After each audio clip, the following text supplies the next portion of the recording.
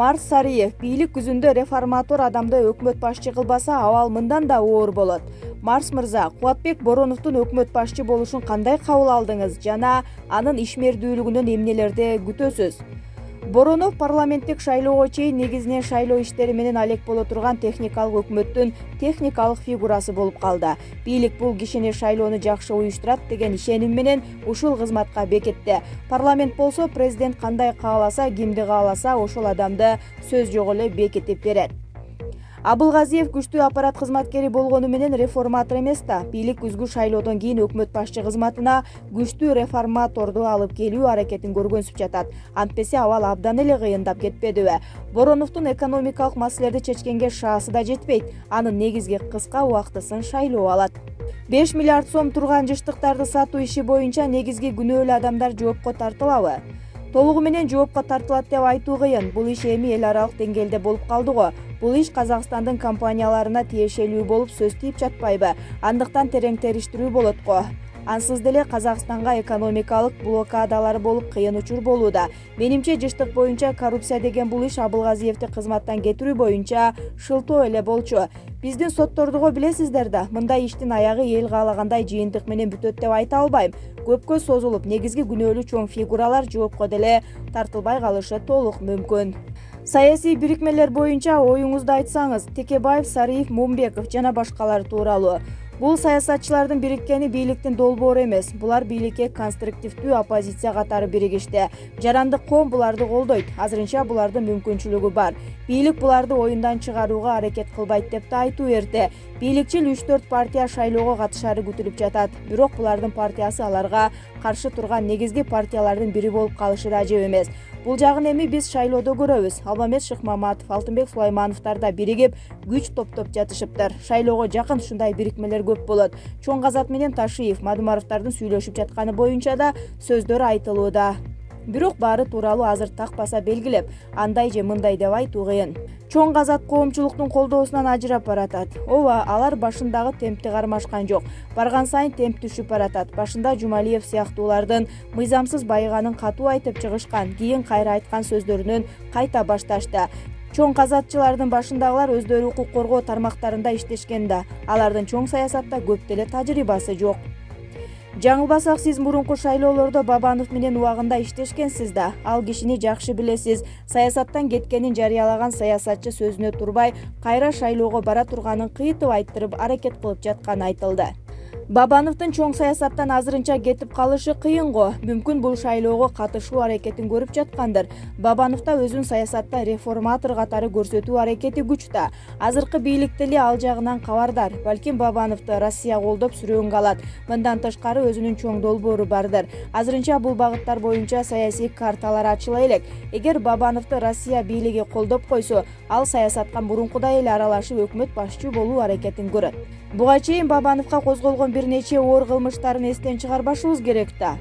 Бул эми кандай деле чоң маселе болбой калат. Саясий кызыкчылык үчүн андан да чоң иштерди жайгарып чечип коюшат. Андыктан андай иштерди деле бат эле унуткарышат.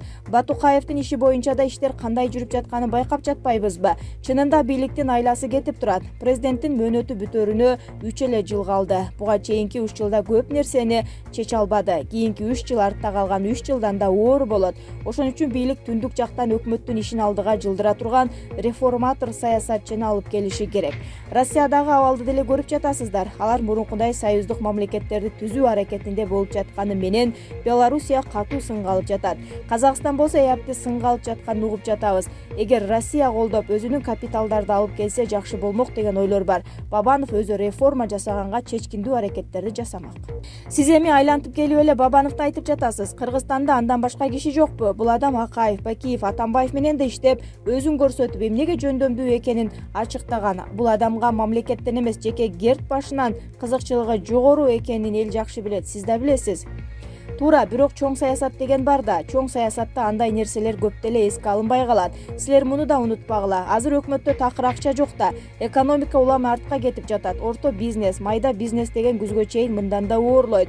Бийлик болсо коронавирус күчөп жатат деп кайра карантин киргизүүнү пландап жатат. Өкмөттө эл көтөрүлүп митингге чыкпасын деген кооптонуу бар. Ошондо Кыргызстанды саздан Бабанов гана сууруп чыгат деген сөзгө эл ишениши керекпи? Анын буга чейинки саясатта жасаган бүт булуктарын унутуп салып дегендей. Жок, мен антип айтпайм. Болгону мындайга логика түртүп жатат. Силер айткылачы, бизде реформа багыты менен кимдер иш алып барат? Сурахматов, Асырандиев дейли, бирок алардын потенциалы Бабановдукуна жетпейт. Туура алар деле өз тармактарында жакшы иштегенге аракет кылып жатышканы менен өкмөттүн иши алар үчүн оор болуп калат. Бабановду өкмөт башчылыкка алып келүү боюнча сунушту 1 жыл мурун айткам. Бирок бийлик коркуп койду. Андай кадамга барбады. Себеби анын аброю көтөрүлүп кетпесин деди.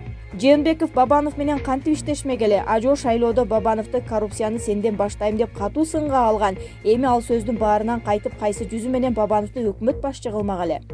Бул айтканыңар туура. Президент ошондой сөздөрдү айткан. Бирок 35 коррупционерди кустурам дегени менен ал сөздөр толук ишке ашпай эле турат да. Анын үстүнө Бабановдун бир кылмыш иши кыскарды. Чоң саясаттан оюндары да чоң болот. Мурун антип айткан, минтип айткан дегендер унутта деле калып кетет. Марс мырза, сиз эми буга чейин шайлоолордо Бабановго кеңеш берип иштеп жүргөнсүз. Мамилеңиз бар. Ушундан улам башкаларын айткыңыз келбей жаткандыр. Мен шайлоодо Бабанов менен иштешкем. Азыр аны менен таптакыр иштешпейм. Себеби шайлоолордо берген убадасына так турган жок. Жакында Бабанов эжеси каза болуп, 300гө жакын адамды ресторанга чогултуп Куран окутту. Коронавирус күчөп, 50 кишиден ашык чогулбагыла деп тыюу салып жатса, мурда өкмөт башчы болуп жүргөн адам ушундай оор учурда да жеке кызыкчылыгын ишке ашырды. Сизди ошол Куранга чакырдыбы? Жок, мени чакырган жок. Бабанов буга чейин саясаттан кеттим деп жар салганда, эми болсо пандемия учурунда жанагындай тыюу салган эрежелерге карабай, саясатчылардын көбүн чакырып эжесине Куран окутканы да жөн жерден эмес. Бул азыр ачыкка чыгып, саясатта тымызын болсо да өз аракетин көрүп баштады десек болот. Балким анын артында Россия бардыр. Эми азыр мунун баары логика. Кудай буйруса, жакын арада бардыгы ачыкка чыгат. Жогорку кеңештин басма сөз кызматынын жетекчиси Ибраим Нуракун уулу өзүнүн Фейсбуктагы баракчасына ооруканада кантип дарыланып жатканы тууралуу жазып чыкты. Урматтуу досторум, кечэтен бери жакшы кабыл тилектериңиздерди аябапсыздар. Ыраазычылык билдирем. Учурда Токмок шаарындагы ооруканада дарыланып жатам. Түндө Маша и Медведь мультфильминдегидей тез жардам унаасы менен ушул жакка алып келишкен. Унаа имараттар эски болгону менен биздин врачтар түз маанисинде эле алтын экен. Демим кысылып баштады эле дароо капельница коюп абалымды жакшыртышты. 2 медайым, 2 врач тынымсыз кароого алууда. Абдан сылык, бетин көрө албайм, бирок үндөрүндө оптимизмдин духу сезилип турат. Доктурларыбыздын талыкпас эмгегин карап туруп эле айыгып кетчүдөйбүз буйруса. Ал эми мени ушул тапта бакытка бөлөп турган дагы бир жаңылык. Жумушумда жакын иштеген кесиптештеримдин бардыгынын ПЦР тести таза чыкты. Өткөн аптада парламентаризм сабактары талкуусуна катышкан 2 депутат Кандыбек Иманалиев менен Акылбек Жапаровдун дагы анализдери таза чыкты. Жаңы эле кесиптештерим ушул жаңылыкты айтышып, чексиз кубанычка бөлөштү. Дене табым бир аз эле көтөрүлөрү менен үйдөн чыкпай иштегеним эң туура кадам болгон экен. Эми сүйүктүү жубайым, 2 кичинекей баламдын анализи да жакшы болсо экен деп Кудайдан тилеп отурам. Оорубаңыздар, достор. Алтынбек Сулайманов алдамчы депутаттарды кылтакка илүү жолун айтты. Жогорку кеңештин депутаты Алтынбек Сулайманов жумушка келбей айлык алып жүргөн бирөөнүн ордуна башка депутат добуш берген учурларды жокко чыгарууну сунуш киргизди. Мындай жолду өзү социалдык баракчасы аркылуу видео тасма жүктөп, депутаттыкка талапкерлерди ойлонуп кадам таштоого, убактысын текке кетирбөөгө чакырып түшүндүрүп берди. Бишкекте коомдук транспорт убактылуу токтотулат. Бишкек шаарындагы коомдук автоунаалар ишемби күнү түштөн кийин жана жекшемби күндөрү толук токтотулат. Бул чаралар келерки аптадан тарта ишке кирет. Өкмөт башчы Кубатбек Бороновдун 20-июнда брифингде билдиргенине караганда, мындан тышкары шаар аралык каттамдагы кичи автобустардын иши да токтотулат. Такси жана башка жүк ташуучу автоунаалар санитардык талапты бекем сактоо менен ишин уланта беришет. Бишкекте жана Ош шаарларында кырдаал оор болуп турат. Күн санап оору жуккандардын саны көбөйүүдө. Ошондуктан биз ушундай чараларды көрүүгө аргасызбыз, деди Боронов. Өкмөт башчы мындан ары республикалык чам штабты биринчи вице-премьер-министр Алмазбек Батырбеков жетектеп иш жүргүзөөрүн маалымдады. Боронов коопсуздук кеңешинин чечиминдеги бардык тапшырмалар сапаттуу, толук көлөмдө жана тийиштүү мөөнөттө аткарылууга тийиш экенин белгиледи. Кыргызстанда 20-июнга карата коронавируска чалдыккан 192 адам жаңы катталды. Бул пандемия башталгандан берки убактагы эң жогорку көрсөткүч. Ушуну менен 20-июнга карата жалпы коронавирус жуктургандардын саны 2981 адамга жетти. Илдет жуктуруп алгандан кийин 35 адам көз жумду. Жалпы 1981 адам сакайды.